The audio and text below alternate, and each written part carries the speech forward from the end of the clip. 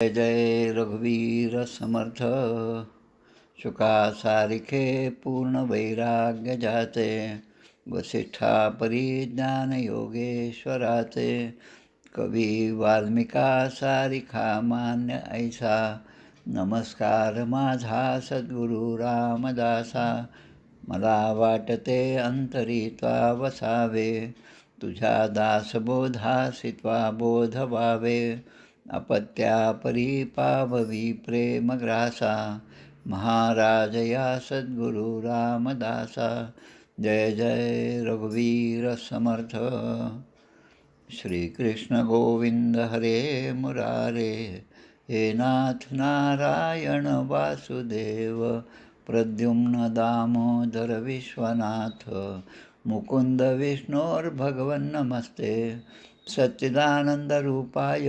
विश्वोत्पत्त्यादिहेतवे तापत्रयविनाशाय श्रीकृष्णाय वयं नमः कृष्णाय वासुदेवाय हरये परमात्मने प्रणतः क्लेशनाशाय गोविन्दाय नमो नमः वसुदेवसुतं देवं कंसचाणूरमर्दनं देवकी परमानन्दं कृष्णं वन्दे जगद्गुरुं कृष्णकमलपत्राक्षं पुण्यश्रवणकीर्तनं वासुदेवं जगद्योनिं नौमि नारायणं हरिं कृष्णकृष्णेति कृष्णेति यो मां स्मरति नित्यशः जलं भित्वा यथा पद्मं संसारात् उद्धराम्यहं कृष्णाय वासुदेवाय देवकीनन्दनाय च नन्दगोपकुमाराय गोविन्दाय नमो नमः नमः पङ्कजनाभाय नमः पङ्कजमालिने नमः पङ्कजनेत्राय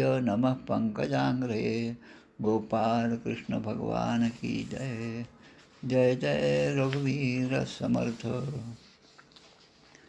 श्रीभगवानुवाच ज्ञानं परमगुह्यं मे यद्विज्ञानसमन्वितं सरहस्यं तदङ्गं च गृहाणगदितं मया यावानहं यथा भावो यद्रूपगुणकर्मकः तथैव तत्त्वविज्ञानम् अस्तु ते मदनुग्रहात् अहमेवासमेवाग्रे नान्यद्सदसत्परं पश्चादहं यदेतच्च यो वशिष्येत सोऽस्म्यहं ऋतेऽर्थं यत् प्रतीयेत् न प्रतीयेच्चात्मनि तद्विद्यादात्मनो मायां यथा भासो यथा तमः यथा महान्ति भूतानि भूतेषु चावचेष्वनु प्रविष्टान्यप्रविष्टानि तथा तेषु न तेष्वहम् एतावदेव जिज्ञासं तत्त्वजिज्ञासुनात्मनः अन्वयव्यतिरेकाभ्यां यस्यात् सर्वत्र सर्वदा एतन्मतं समातिष्ठ परमेण समाधिना भवान् कल्पविकल्पेषु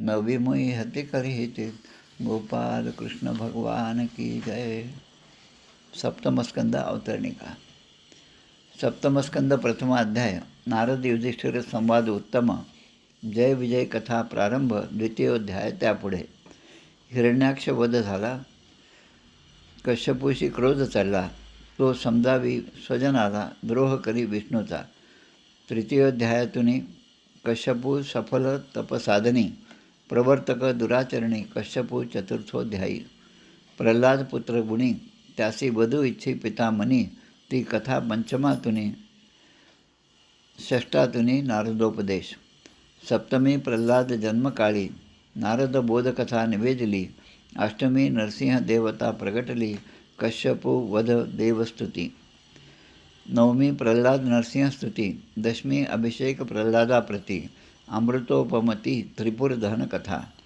एकादशी मानवधर्म वर्णधर्म स्त्रीधर्म द्वादशी आश्रमधर्म ब्रह्मचर्य वानप्रस्थ त्रयोदशी यतिधर्म अवधूत प्रल्हाद चर्चा उत्तम चतुर्दशी गृहस्थाश्रम पंचदशी वर्णन मोक्षधर्माचे गोपाल कृष्ण भगवान की जय जय जय रघुवीर समर्थ श्रीराम जय राम जय जय राम सप्तमस्कंद त्रयोदश अध्याय यतिधर्माचे निरूपण आणि अवधूत प्रल्हाद संवाद यामध्ये 46 श्लोक आहेत त्याचे विवरण करण्यापूर्वी 2-3 गोष्टी आजच्या महत्त्वाच्या आहेत माघ पौर्णिमा, 3-4 गोष्टींनी, 3-4 घटनांनी आजचा दिवस फार महत्त्वाचा आहे. उद्या श्री नरसिंह सरस्वतींचं शैलगमन यात्रेचा दिवस म्हणजे माघ वद्य प्रतिपदा. त्यानिमित्त गेल्या 7 दिवसापासून श्री गुरुचरित्राचं पारायण अनेक ठिकाणी सुरू असतं. त्या पारायणाची आज समाप्ती झाली असेल 53 अध्यायाचं श्री गुरुचरित्र.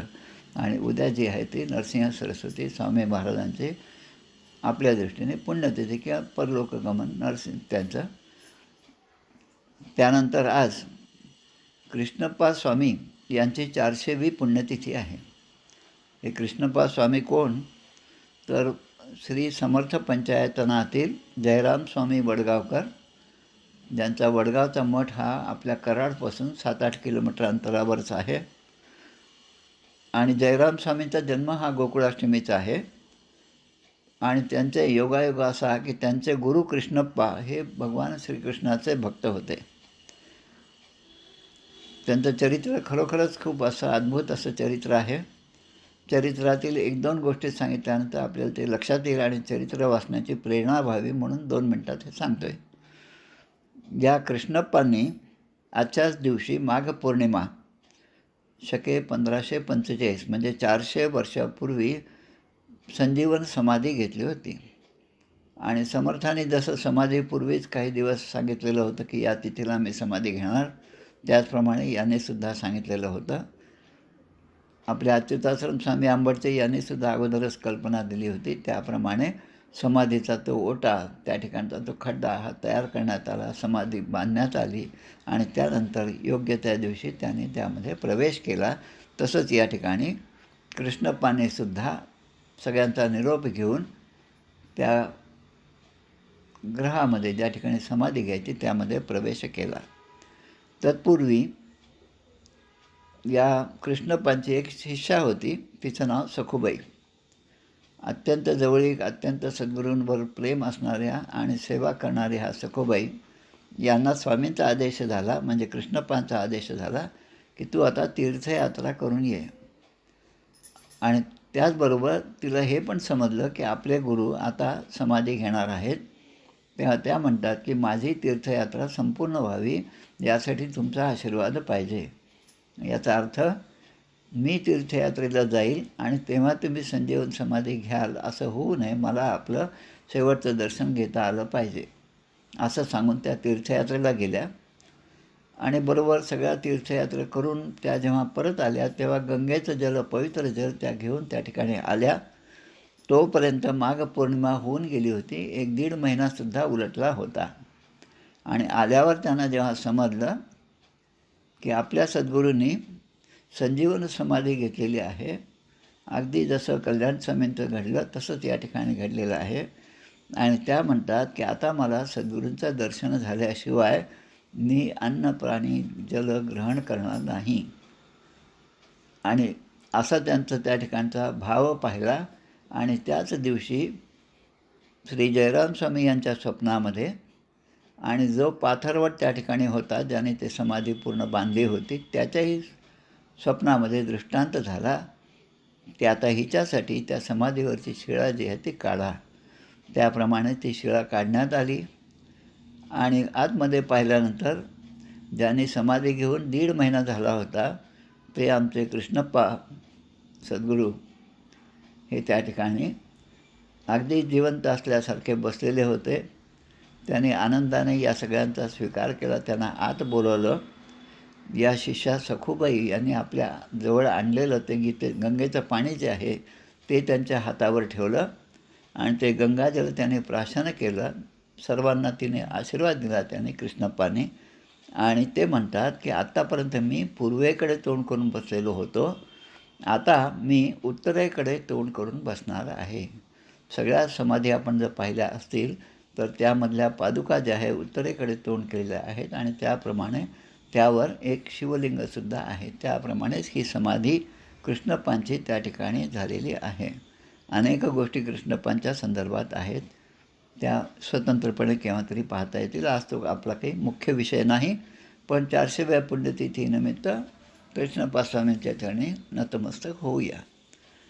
आता दुसरा मठ पिंपळगाव नावाचं गाव आहे. जालन्याहून अंबडला जाताना 22-23 किलोमीटर हे गाव लागतं.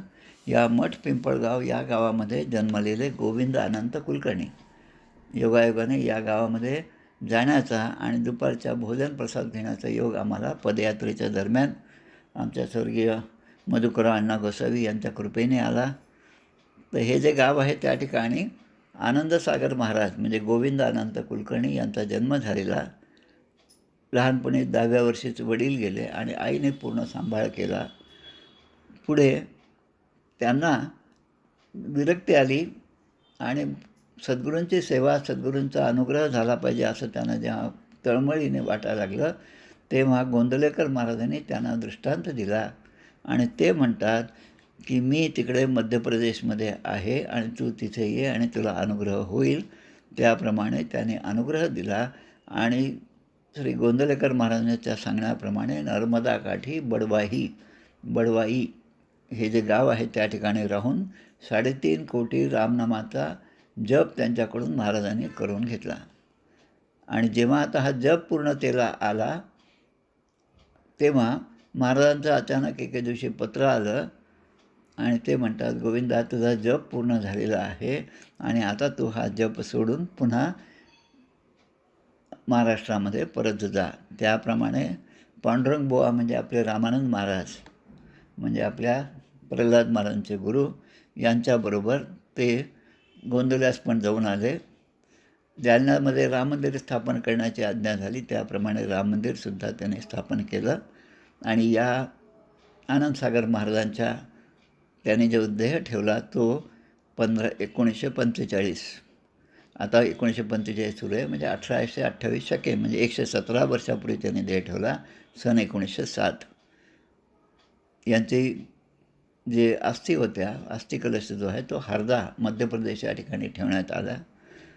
आणि नंतर जवळपास 7 वर्षांनी आता या अस्थी त्या ठिकाणी ठेवण्याचा जो विचार होता ब्रह्मचैतन्य गोंदवलेकर महाराजांनी सांगितल्या की यांच्या अस्थी ज्या आहेत त्या तिथेच ठेवा हरद्यामध्ये आणि त्यांच्या विसर्जनाचा आपण पुढे पाहू. जसं कल्याणस्वामींच्या बाबतीमध्ये केशवस्वामी म्हणत होते तेव्हा कल्याणस्वामी म्हणायचे अस्थी विसर्जनाचा आपण पुढे पाहू. त्याप्रमाणे 7 वर्ष झाल्यानंतर गोंदवलेकर महाराजांनी देह ठेवला आणि मार्गशीर्ष वद्य दशमीला आणि मग या दोन्ही गुरु शिष्यांच्या अस्थींचं विसर्जन पुढे झालेलं आहे. आता अजून एक तिसरा योगायोग आजच्या दिवशीचा म्हणजे आज 647वी जयंती आहे. ती आमच्या मनचंगा तो कठोत वेगंगा असं म्हणणाऱ्या रोहिदास संत रोहिदास यांची जयंती आहे. ब्राह्मण मत पूजिये जो होवे गुणहीन रोहिदासांचे अनेक अभंग दोहे आज उपलब्ध आहेत. त्यामधला एक मला जो सापडला तो हा आहे की ब्राह्मण मत पूजिये जो होवे गुणहीन म्हणजे गुणहीन असणाऱ्या ब्राह्मणाचा दर्जा काहीच नाही असं ते सांगतात. आणि पूजिये चरण चंडालके जो होवे गुणप्रवीण सगळ्या सद्गुणांमध्ये सद्गुणांचे खाण असल्याला तो चांडाळ जरी असला अंत्यज जरी असला तर त्याचं पूजन करावं अशा रीतीने त्यांनी गुणांना महत्त्व दिलेलं आहे.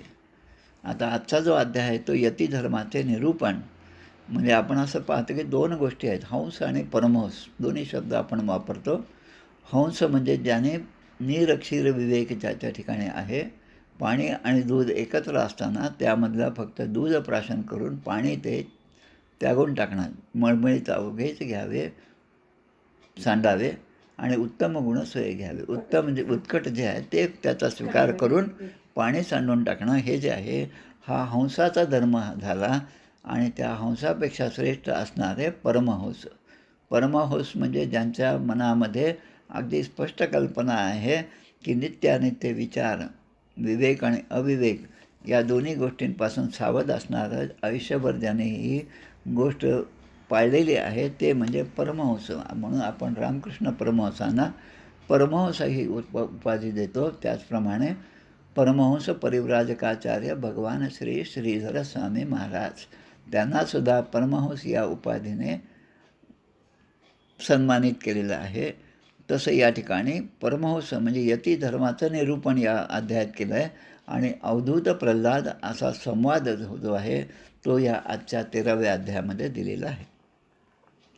नारद म्हणतात की वानप्रस्थाश्रम स्वीकारलं. काल आपण पाहिलं वानप्रस्थाश्रमसुद्धा किती अवघड आहे. आपण सहजपणे म्हणतो आम्ही आता वानप्रस्थाश्रम स्वीकारला, आता आमचं घरात काही लक्ष नाही, पण ते किती अवघड आहे हे आपण काल पाहिलं.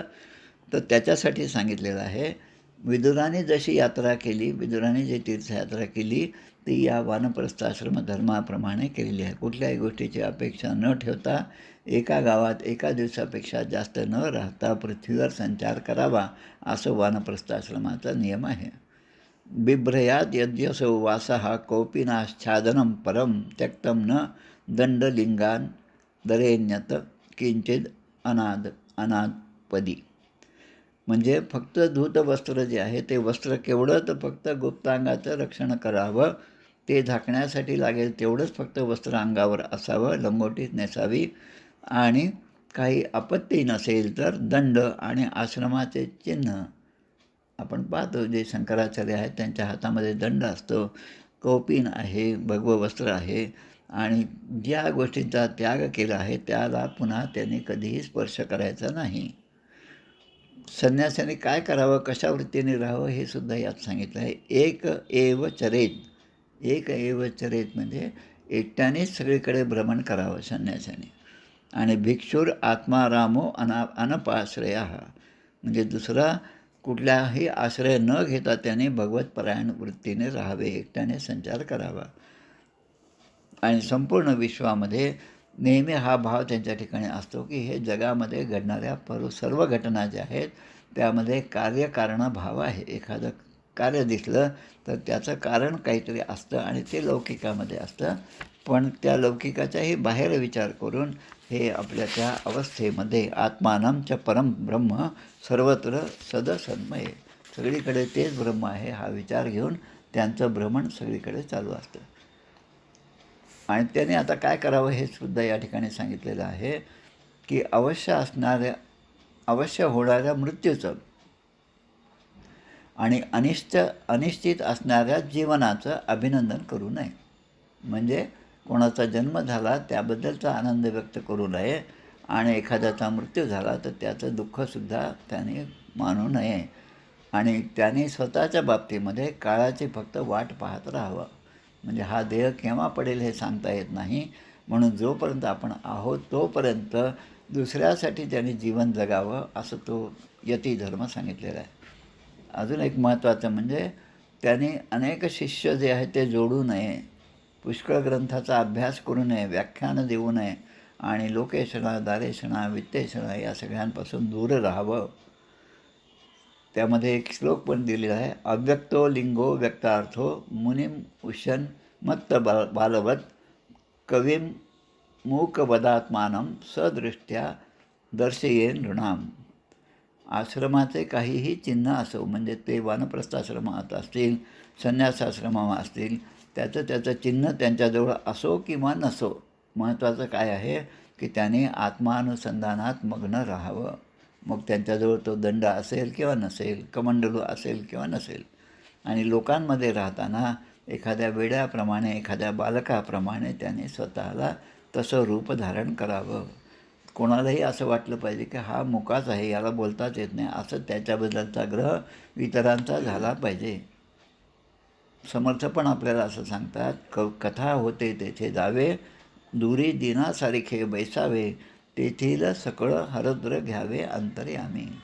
म्हणजे तिथे जे काही चांगलं असेल ते आपल्या हृदयात त्याने साठवून घ्यावं, पण मी काहीतरी मोठा आहे, संन्यासी आहे असं लोकांना अजिबात दाखवू नये. कवी मूकवद आत्मानं.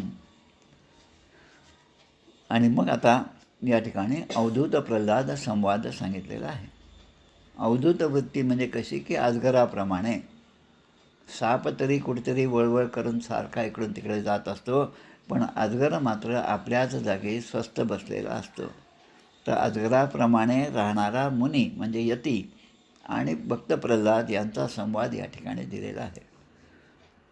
भक्त प्रल्हाद काही मंत्र्यांबरोबर आपल्या राज्यामध्ये फिरण्यासाठी जात होते तेव्हा त्यांना असं दिसलं की सह्य पर्वताच्या शिखरावर कावेरी नदीच्या काठी.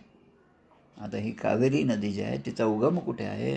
कृष्णा, कोयना, कावेरी, वेण्णा या सगळ्या ज्या आहेत आपल्या सह्याद्री पर्वतावरून निघालेल्या या नद्या आहेत. त्याच्या काठी एका जमिनीवर पडून असणारे हे संत आहेत. ते त्या ठिकाणी शरीर अत्यंत धुळीने माखलेलं आहे असं त्यांचं दर्शन झालं.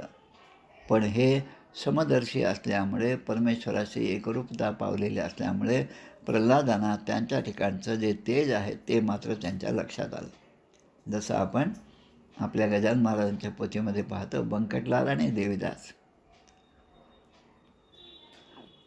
या दोघांना उकळल्यावर दिसले असलेल्या पत्राळी ज्या आहेत त्या पत्राळीमध्ये असणारं उष्ट अन्न, अन्नम ब्रह्मेति विजानीतम हे जसं म्हणतात तसं त्यामधलं अन्न जे आहे ते अन्नाचे कण काढून ते खाणारे गजानन महाराज पहिल्यांदा त्यांना दिसले. तसंच ददर्श लोकान विचरण लोकतत्व विवित्सया वृत्तो मात्यैहि कतिपयी प्रल्हादो भगवत प्रिया. तशी यांची भेट झाली आणि मग ते सांगतात, कर्म, रूप, वाणी आणि वर्ण, आश्रम या चिन्हावरून सत्पुरुष ओळखले जातात. पण एवढंच नाही तर ते चिन्ह नसतील तरीसुद्धा लोक म्हणजे जो चांगल्या भावाचा आहे, जो चांगल्या विचारांचा आहे तो संतांना ओळखू शकतो. भक्त प्रल्हादाने या यतींच्या ठिकाणी नतमस्तक झाले. तम नत्वा अभ्यर्च विधिवत पादयोः शिरसा स्पृशन. विधिवत त्यांनी त्यांचं पूजन केलं, अर्चन केलं. चरणपादुकांवर पाणी टाकून पूजन झालं आणि मग त्यांनी काही प्रश्न त्यांना विचारले. प्रल्हादाने अवधूतांना जे प्रश्न विचारले ते सुद्धा खूप महत्त्वाचे आहेत. अशा अवस्थेत पाहिलेले हे अवधूत पाहिल्यानंतर प्रल्हादांच्या मनात जे आलं ते सांगतात. बिभर्षी कायम पिबानम सोद्यमो भगवान भोगवान यथा वित्तम चैवेद्यमवताम भोगो वित्तवताम इह भोगिनाम खलु देहोयम पिवा भवती नान्यथा. ब्रह्मन एखादा उद्योगी किंवा भोगी पुरुषांच्या प्रमाणे आपले शरीर धष्टपुष्ट दिसत आहे. शरीर धष्टपुष्ट केव्हा होतं? जेव्हा चांगलं खायला मिळतं, मनासारखं अन्न खायला मिळतं, तेव्हा बसल्या बसल्या आपलं वजन जसं वाढतं तसं शरीर धष्टपुष्ट दिसतं आणि जगाचा हा नियम आहे. पण जो उद्योग करतो त्याला धनप्राप्ती होते. आपण कामच नाही केलं तर आपल्याला कोण पैसा देणार आहे? धनवानाला सगळे भोग प्राप्त होतात. एकदा पैसा प्राप्त झाला की भोग आणि ऐश्वर हे त्या उद्योगी माणसालाच प्राप्त होतात. संस्कृतचा 2-3 वर्षापासूनचा अभ्यास आहे, त्यामुळे काही काही श्लोक त्यामधले खूप महत्त्वाचे आहेत. नीतिशतक भर्तृहरीने लिहिलेलं आहे. त्यानंतर विदुरांची नीती आहे. त्यानंतर चाणक्य नीती आहे. त्यामधला एक श्लोक आहे, उद्यमेनहि सिद्ध्यन्ति कार्याणि न मनोरथै नहि सुप्तस्य सिंहस्य प्रविशन्ति मृगे मुखाः. एखादा सिंह आहे, तो आता शिकारीसाठी कुठेच जात नाही, एका ठिकाणी बसून आहे. तर काही हरीण काही त्याच्या तोंडामध्ये आपोआप येऊन त्यामध्ये जाणार नाही, प्रवेश करणार नाही. नाही सुप्तस्य सिंहस्य, हा नुसता झोपून राहिला तर प्रविशन्ति मुखे मृगाः, तर ते हरीण काही येऊन स्वतःहून मला खा असं म्हणणार नाही. म्हणून उद्यमेनहि सिद्ध्यन्ति कार्याणि वै मनोरथ. नुसतं मनोरथ आणि काम न करता राहिलं तर काही सिद्धी प्राप्त होत नाही. मग आपल्या ठिकाणी पाहिल्यानंतर माझ्या मनामध्ये हेच आहे की इतकं सगळं तुम्ही काहीच काम करत नाही तरी पण आपले शरीर धष्टपुष्ट का आहे? न ते शयानस्य निरुद्धम्यस्य ब्रह्मन्नु हार्थो यत एव भोगाः. भोगाखेरीस हे आपले शरीर धष्टपुष्ट कसं झालं? आता हे जेव्हा आपण श्लोक वाचतो तेव्हा आपल्याला जडभरताची आठवण होते. 5व्या स्कंदामध्ये आपण पाहिलं, ऋषभदेव जे आहेत, जे जैन धर्माचे गुरु आहेत, आद्य गुरु आहेत, आणि त्यांचा पुत्र त्यांना त्याने उपदेश केला. त्यामधले सर्वात मोठे असणारे भरत, आणि ज्या भरताने पुढे आपल्या तपश्चर्येने, उपासनेने त्या गंडकी नदीच्या तीरावर केली आणि त्यामध्ये एका हरणामध्ये त्यांचा जीव अडकल्यामुळे पुढचा जन्म त्यांना त्या हरणाचा झाला. आणि तेच पुढे म्हणतात की आता माझं मन कुठल्याही लौकिक गोष्टीमध्ये अडकू नये, आणि म्हणून जडभरतासारखं एका ब्राह्मणाच्या घरी त्यांनी जन्म घेतला. आणि आपण पाहिलं हे की जडभरत आणि रवगणाचा संवाद आहे. त्या जडभरतसुद्धा अशाच पद्धतीने अशाच अवस्थेमध्ये राहत होते. पुढे आता सांगतात की ते नारद त्यांना विचारतात का जेव्हा प्रल्हाद मुनींनी असा प्रश्न केला तेव्हा त्या आदराप्रमाणे राहणाऱ्या मुनींनी सांगायला सुरुवात केली. ते महामुनी म्हणाले की सर्वश्रेष्ठ असा तुझा सन्मान सगळीकडे होत आहे. मनुष्यांना कर्माची प्रवृत्ती आणि निवृत्ती यापासून काय फळ मिळते हे तू ज्ञानदृष्टीने जाणत आहेस. पुढे एक श्लोक येतो, यस्य नारायणो देवो भगवान हृद्गतः सदा भक्त्या केवलया ज्ञानम धुनोति ध्वांत अर्कवत. म्हणजे तू करीत असलेल्या अनन्य भक्तीमुळे प्रल्हादा तुला सगळेजण जाणतात, कारण तुझ्या मनामध्ये यस्य नारायणो देवो, फक्त नारायण भगवंताचंच तू ध्यान करत असतो आणि त्यामुळे स्वतः भगवंत तुझ्या हृदयामध्ये विराजमान झालेले आहेत. आता ज्याच्या हृदयामध्ये भगवंत विराजमान आहेत त्यांच्यासाठी इथे अर्कवत ध्वांतम अर्कवत धुनोती म्हणजे स्वच्छ करतात. काय, जसा सूर्य प्रगट झाल्यानंतर अंधार जसा नष्ट होतो तसं तुझ्या ठिकाणी असणारं अज्ञान हे केव्हाच नष्ट झालेले आहे. आता तू विचारलेल्या प्रश्नाचं उत्तर मी देतो आणि ते उत्तर कसं आहे की जसं मी जाणलं त्यानुसार मी उत्तर देतो. राजन अन्यथा श्रुतम संभावनीयो ही भवान आत्मन शुद्धी इच्छताम, की आत्मशुद्धीची इच्छा करणाऱ्यांसाठी म्हणजे तुझ्यासारखे जे आहेत तर त्या तुझा पण सन्मान केला पाहिजे म्हणून मी तुला आता या सगळ्या गोष्टी सांगतो आहे. इच्छेनुसार भोगप्राप्ती होऊनही तृष्णा कधीही पूर्ण होत नाही. खूप महत्त्वाचं आहे. वॉन्ट्स आर अनलिमिटेड इकॉनॉमिक्समध्ये सांगतात, अर्थशास्त्रामध्ये. पण त्या ज्या आपल्या गरजा आहेत त्या पूर्ण करण्यासाठी लागणारं जे वित्त आहे, ज्या काही साधन संपत्ती आहे त्या मात्र सगळ्या लिमिटेड आहे. आमचे सुनील दादा नेहमी सांगायचे की माझ्या इच्छाच फार कमी आहेत, त्यामुळे मला कमी पैशामध्ये चांगला संसार करता येतो. इच्छाच माणसाने वाढवल्या नाहीत तर मग दुःख होण्याचं काही कारणच नाही. तसं जर माणसाच्या इच्छाच वाढत गेल्या, तृष्णया भववाहिन्या योग्यैः कामे पुरया कर्माणि कार्यमाणोहम नाना योनीषु योजितः. म्हणजे अनेक योनीमध्ये प्रल्हाद म्हणतात, अनेक योनीमध्ये मी जन्म घेतला आहे. त्याचं कारण हेच आहे, इच्छा, वासना. आणि हाच विषय या 7व्या स्कंधाचा आहे. त्याला उती म्हणतात. उती, वासना, इच्छा. नहि कश्चित क्षणमपि जातु तिष्ठत्य कर्मकृत, गीतेमधला श्लोक आहे. कार्यते ह्यवशः कर्म सर्व प्रकृतीचे गुणः. म्हणजे जीव जो आहे, मनुष्य जो आहे, तो कधीही कर्म केल्याशिवाय राहू शकत नाही. स्वस्थ बसलं तरी मनामध्ये काही ना काही विचार सुरूच असतात. नाही कश्चित क्षणमती जातु तिष्ठत्य कर्म कर. आणि मग यदृच्छया लोकम इमं प्रोपितः कर्म भ्रमन् स्वर्गापवर्गयोद्वारम तिरश्चाम पुनरस्य च.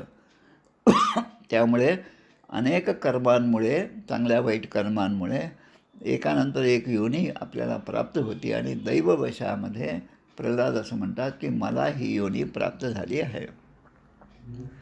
स्वर्गाची प्राप्ती, मोक्षाची प्राप्ती आणि तिर्यक योनी हे सगळं मला या मानवी देहाच्याद्वारेच प्राप्त झालेलं आहे.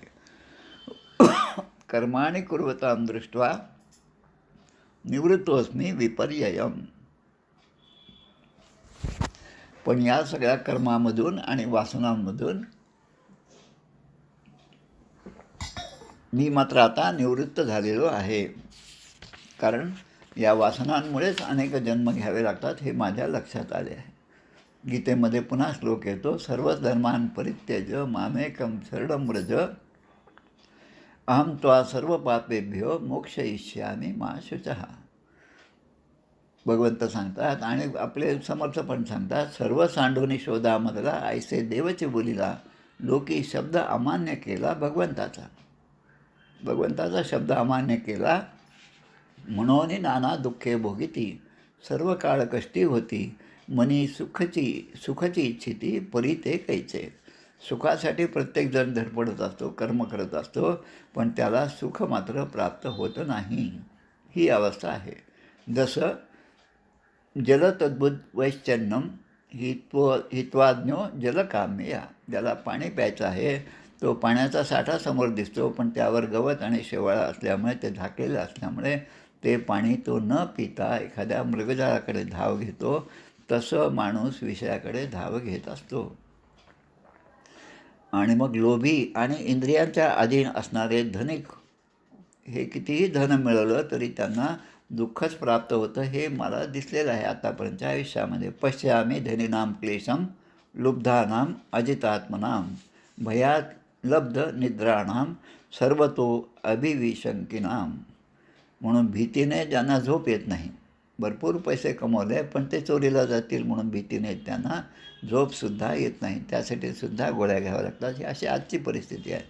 आणि सगळ्यांवरच त्यांचा संशय असतो. दार वाजलं तरी कोणीतरी चोरच आला असं धनिकाला वाटत असतं.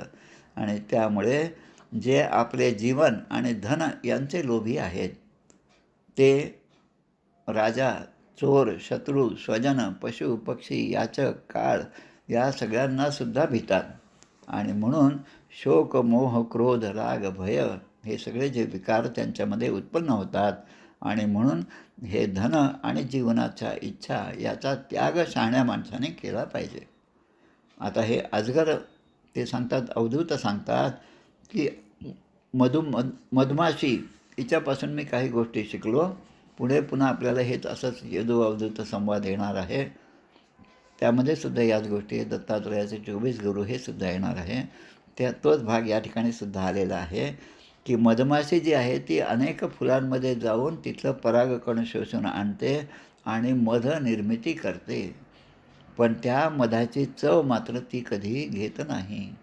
कारण तो मध जो आहे त्याचा जो संचय झालेला असतो त्याचा उपभोग दुसराच कोणीतरी घेतो. तसं धनी माणूस जो आहे तो धनाचा संचय करीत जातो, पण ते धन इथेच सोडून त्याला कधी ना कधी या ठिकाणाहून जावं लागतं. त्याचा मृत्यू होतो. कोणीतरी येऊन त्याचं धन हिसकावून घेतं. आणि म्हणून सगळ्या विषयांपासून माणसाने अलिप्त राहिलं पाहिजे असं ते अवधूत या ठिकाणी सांगतात. समर्थ पण असंच सांगतात आपल्याला, विषयजनित सुखे सौख्य होणार नाही, तुझं विण रघुनाथा बोखटे सर्व काही. आता ते अजून एक श्लोक असाच येतो, न चोरहार्यम न राजहार्यम न भृत्रभाज्यम न च भारकारी व्यये कृते वर्धती एव नित्यम विद्याधनम सर्वधनम प्रश्चनम. म्हणजे धन ज्याच्याजवळ आहे ते चोरीला जाऊ शकतं, राजा त्यावर टॅक्स लावून ते हळूहळू घेऊ शकतो. न भ्रतृभाजम की आपले सख्खे बंधू नातेवाईक असतील ते सुद्धा आपलं धन चोरून नेऊ शकतात. आणि नच भारकारी, तसं हळूहळू आपलं धन कमी होत जातं. व्यय कृते वर्धती एव नित्यम, जितका आपण त्याचा व्यय करू, खर्ची घालू तितका ते वर्धत जातं. असं काय आहे तर विद्याधनम सर्वधनम. विद्याधन हेच धन असं आहे की जे जितकं आपण दुसऱ्याला देऊ तितकं त्याचा पुन्हा साठाच होत जातो. बलवानाप्यशक्तो सौ धनवान अपि निर्धन. धनवान असेल तरी तो निर्धन आहे. श्रुतवान अपि मूर्ख सौ. श्रुतवान म्हणजे सगळ्या गोष्टींचा त्याने अभ्यास केला आहे तरी पण तो मूर्खच आहे जो धर्माला सोडून वागतो तो. असं पण एक श्लोक आहे. निर्धनस्तेपि धन्याः. निर्धन माणूस तो सुद्धा धनवान माणसापेक्षा धन्य आहे. कोण तर जो नेहमी भगवंताचं चिंतन करतो तो धन्य आहे. तो निर्धन असेल तरी चालेल. आणि मग म्हणतात की ते सांगतात, अवधूत सांगतात, मी कधी जमिनीवर, कधी गवतावर, कधी पानांवर, कधी दगडांवर किंवा राखेच्या ढिगारावर सुद्धा पडून राहिलो. आणि एखाद्या महालावर गेल्यानंतर पलंगावर सुद्धा मी झोपतो. आणि मग स्वतःची अवस्था सांगतात. आणि तसं माणसाचे अनेक प्रकारचे स्वभाव असतात. नाहम निंदे न च स्तौमी स्वभाव विषमम जनम एतेषां श्रेय आशासे उतैकात्म्यम महात्मनी. म्हणून माणसाचे स्वभाव वेगवेगळे असतात हे मी पाहिलं. आणि म्हणून मी कोणाचीही निंदा करीत नाही आणि कोणाचीही स्तुती करत नाही. तुल्य निंदा स्तुतिर्मौनी गीतेमध्ये सांगितल्याप्रमाणे. आणि मग असं माझं आयुष्य आहे. आता मग काय करावं अशा यतींनी काय करावं ते सांगतात. जसं आपल्या पत्रद्वारा दासबोध अभ्यासामध्ये आपण नेहमीच ज्याचा वापर करतो, ज्या गीताचा कविवर्य बापटाने लिहिलेलं, ते सत्यसुंदर मंगलाची नित्य हो आराधना. त्यामध्ये आहे, दुःखितांचे दुःख जावो ही मनाची कामना, वेदना जाणावयाला जागवू संवेदना, भेद सारे मावळू द्या वैर साऱ्या वासना, सत्यसुंदर मंगलाची नित्य हो आराधना. म्हणून सत्याचं अनुसंधान ठेवावं. जे जे पदार्थ दिसत आहेत त्यामध्ये भेद आहेत, पण आपल्या चित्तवृत्तीमध्ये त्या सगळ्यांचं त्या भेदांचं हवन करावं. म्हणजे त्या भेदांकडे लक्ष न देता अभेद जे आहे ते आपण म्हणतो, अभेद भक्ती दे रे राम, जे आपण मागतो, कोमळ वाचा दे रे राम, ते त्यामध्ये जे जे आपण मागतो त्याकडे अशा यतींचं लक्ष असलं पाहिजे. आणि म्हणून मायेला आत्मानुभूतीमध्ये हवन केलं पाहिजे. म्हणजे जे जे विनाशकारी आहे, जे जे आपल्यासाठी योग्य नाही, श्रेयस्कर नाही, पण प्रिय आहे, त्या प्रिय वस्तूंचा आपण त्याग केला पाहिजे. आणि असं सांगता सांगता, आत्मानुभूतोता मायाम जुहुयात सत्यधृंमनी, ततो निरीह विरमेत स्वानुभूत्यात्मनी स्थिता.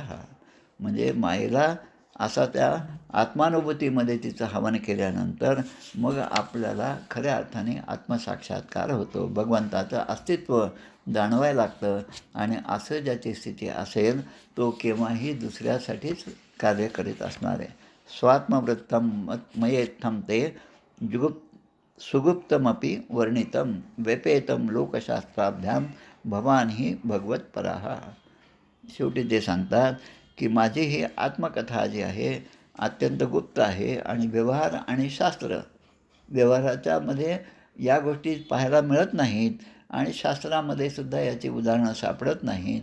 कारण त्याच्या पलीकडे असणाऱ्या भगवंताकडे माझं लक्ष असतं, आणि तू माझा परमप्रिय असा भक्त असल्यामुळे मी तुला हे सगळं रहस्य सांगितलेलं आहे, असं या ठिकाणी अवधूत सांगतात. आणि शेवटी नारद हे सांगतात की या मुनींकडून परमहंसाचं धर्माचं श्रवण या ठिकाणी प्रल्हादाने केलेलं आहे. आता ज्यांनी परमहंस धर्म सांगितला, ज्यांनी यतिधर्म सांगितला, ज्यांनी अनेक उदाहरणं देऊन माझी ही अवस्था अशी काय आहे आणि या अवस्थेत मी का राहतो, आणि अशा अवस्थेत राहूनसुद्धा माझ्या मनाचं जे समाधान आहे ते अनेक प्रकारचे धन धान्य संपत्ती ऐश्वर मिळणाऱ्याच्या ठिकाणीसुद्धा नसतं. म्हणून धर्मं पारमहंस्यं वै मुने हे श्रुत्वा सुरेश्वरः पूजयित्वा ततः प्रीत आमंत्र्य प्रययौ गृहं. म्हणून अशा परमहंसाचा उपदेश करणाऱ्या मुनींचं भक्त प्रल्हादाने त्याने त्यांची पूजा केलेली आहे, आणि मोठ्या आनंदाने त्यांचा निरोप घेऊन भक्त प्रल्हाद हे आपल्या राजधानीकडे प्रयाण करतात. अशा प्रकारचा हा या अध्यायातला 46वा शेवटचा श्लोक आहे. इति श्रीमद्भागवते महापुराणे पारमहंस्यां संहितायां सप्तमस्कंधे युधिष्ठिर नारद संवादे यतिधर्मे त्रयोदशोऽध्यायः. श्रीकृष्णार्पणमस्तु. श्रीकृष्ण गोविंद हरे मुरारे, हे नाथ नारायण वासुदेव. आता आपण आरती म्हणूया. अध्याय या ठिकाणी पूर्ण होत आहे. हा 46 श्लोकांचाच हा अध्याय आजचा होता. आता कारण हे जे 5 अध्याय आहेत, 11, 12, 13, 14 आणि 15, म्हणजे साधारण मनुष्याचे धर्म काय ते सांगणारे अध्याय. आता जो 14वा अध्याय आहे तो आपण पुढच्या जो पाहणार आहे, त्यामध्ये गृहस्थाचे सदाचार, गृहस्थाने कशा प्रकारे राहावं, सदाचार वृत्तीने राहून गृहस्थाश्रम कसा धन्य करावा, हे आपल्याला पुढच्या अध्यायामध्ये पाहायचं आहे. आता आपण आरती म्हणूया. गोपाल कृष्ण भगवान की जय. श्रीराम जय राम जय जय राम. जय हो जय श्री भागवता, आरती करी तुझ भगवंता. जय हो जय श्री भागवता, आरती करी तुझ भगवंता. श्री शुकमुनीने परम भक्तीने नाना परीने गायले जा हरिचरिता, आरती करी तुझ भगवंता. वेद तरुचे मधुर फळ, साधुरसे जे सोज्वळ. आत्माराम मुनी अचळ, सेवुनी करीती जन सफळ. महापर्वणी आली अवनी, की अगहरणी भवजलतरणी. ती पतिता आरती करी तुझ भगवंता. येथे व्यासांची वाणी, सार्थक हरिगुण गावोनी. शास्त्र पुराणी मुकुटमणी, परम प्रेमामृत जननी. सहज सेविता भाविक भक्ता, उदारदाता मोक्ष तत्वता देहाता. आरती करी तुझ भगवंता. गमते जण मानस तीर्थ, द्वादश सोपाने युक्त. निर्मल भक्ती जले भरित, विहरे हरिहंस चितेथ. श्लोक सुकुमले संत अलिकुले, सेवुनी रमले भान विसरले. रस पिता आरती करी तुझ भगवंता. अपार महिमा ग्रंथाचा, वदवे ना कोणासाचा. मेवा कविवर संताचा, प्राणची कीर्तनकाराचा. जडुबोधाचा स्वयंप्रभेचा, द्वादश कळीचा रवी अंतरीचा. तमहरता आरती करी तुझ भगवंता. ग्रंथ नव्हे हा श्रीकृष्ण, गीते वेधी मन पूर्ण. अनन्य होता या शरण, खचित टळे जन्म मरण. त्रितापदाती चिरये शांती, नाथही वदती रामपदी ठेवी माथा. आरती करी तुझ भगवंता. जय हो जय श्री भागवता, आरती करी तुझ भगवंता. अजून एक गोष्ट सांगायची राहिली. कालच्या प्रवचनामध्ये जो ककुत्स ब्राह्मणाचा आपण उल्लेख केला होता, ज्याच्यासाठी 7 कोटी मुद्रा हे आपल्या गुरूंना देण्यासाठी त्याने मागणी केली होती. आणि त्या ठिकाणी राजाचं नाव मी जनक राजा असं म्हटलं होतं, तर ते चुकलेलं आहे. त्याबद्दल मी क्षमा मागतो. जनक राजाची ही कथा नसून रघुराजाची ही कथा आहे. म्हणजे भगवान श्रीरामचंद्रांच्या वंशामध्ये, ज्याला आपण रघुवंश म्हणतो, त्या रघुराजाची ही कथा आहे. तेवढी दुरुस्ती कालच्या प्रवचनामधनं ती आपण कृपया करून घ्यावी. जय जय रघुवीर समर्थ. गोपाल कृष्ण भगवान की जय. श्रीराम जय राम जय जय राम.